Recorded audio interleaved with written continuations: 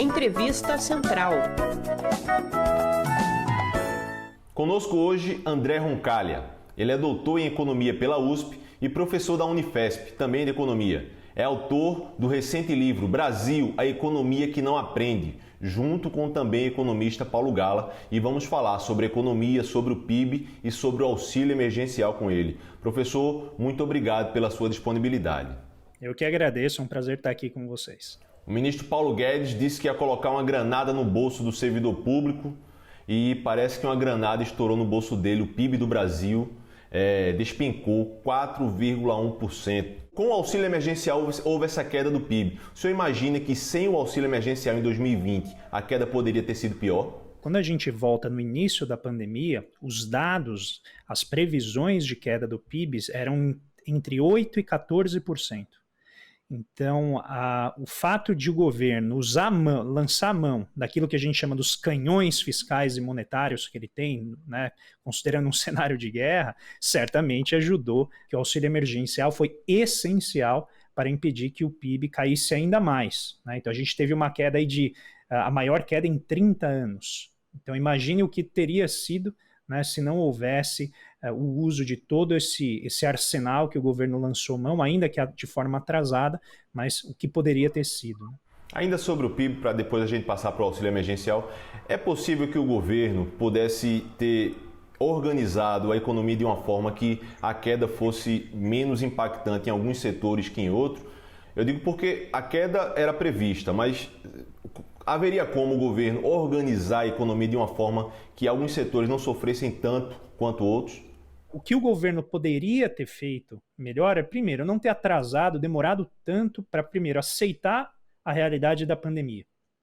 Ter se planejado para o que lá se chamava uma economia de guerra, mas a gente não precisa usar essa metáfora. A gente pode apenas dizer que havia necessidade de maior coordenação por parte do Estado.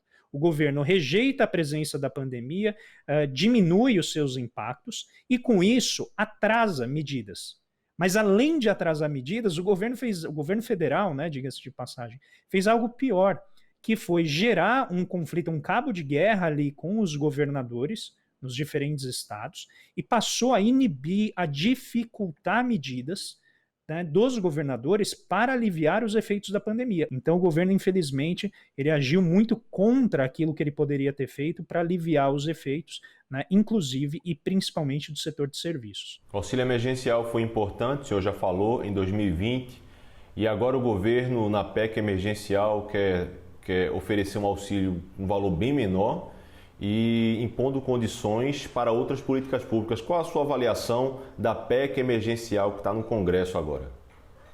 A PEC emergencial que está no Congresso agora é bem diferente daquela que chegou, né? Ela já foi bastante desidratada e isso é uma boa notícia, porque a PEC ela trazia embutida nela, primeiro, a noção de uma certa chantagem que o governo estava fazendo para dizer o seguinte: olha, eu vou conceder esse auxílio, que é cerca de 40% o valor do auxílio que foi concedido no ano passado, pouco menor dos R$300, né, que foi concedido agora no final do ano passado, mas para isso vocês têm que me ajudar a quebrar o piso, porque senão eu estouro o teto. O problema é que ao tirar esses pisos, ele acaba deixando desprotegidas, né, várias despesas são muito importantes para o povo.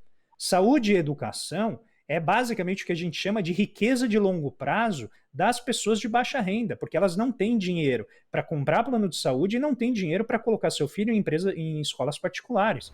O senhor também é um analista do cenário internacional e o governo deixa transparecer que só o governo brasileiro é quem está dando um auxílio emergencial. No cenário mundial, outros países também estão oferecendo à população, para que ela fique em casa, auxílios parecidos com esse nosso? Quase todos eles estão fazendo, pelo menos todos os relevantes, aqueles em que em geral a gente se espelha ou aspira, né, a ser parecido, eles fizeram isso. Os Estados Unidos acabaram de mobilizar 10% do PIB, 1,9 trilhão de dólares, que vai ser dado na forma de cheques para as pessoas. O cheque chega no correio para as pessoas. São cerca de quase $1.000, são dados $1.400 para cada pessoa. Para cada pessoa. A gente tem o caso da Coreia do Sul, que não apenas fez um amplo programa de lockdown e de monitoramento e rastreamento por meio de testagem em massa, né? Como o governo chegou a oferecer mais de 1 milhão de empregos. O governo diz que R$ 600 foi muito. Ofereceu no auxílio emergencial do ano passado e nos oferece para a população agora R$ 250. Qual a sua opinião? 600 foi muito ano passado e 250 é suficiente esse ano? O problema maior do auxílio emergencial é a sua continuidade. Então, o governo fez aquele joguinho típico dele de atrasar, né, os pagamentos, aí deixou para o Congresso a decisão do valor. Então, inicialmente, eles queriam dar R$ 200, né, para o Paulo Guedes era um valor suficiente, o Congresso, vendo a má vontade do Executivo, foi lá e turbinou o valor para R$ 600.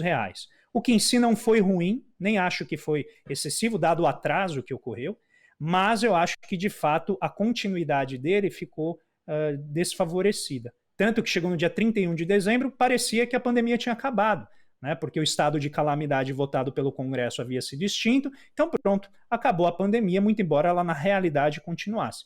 E aí estamos em março, e o governo está ainda discutindo se ele vai fazer o auxílio ou não.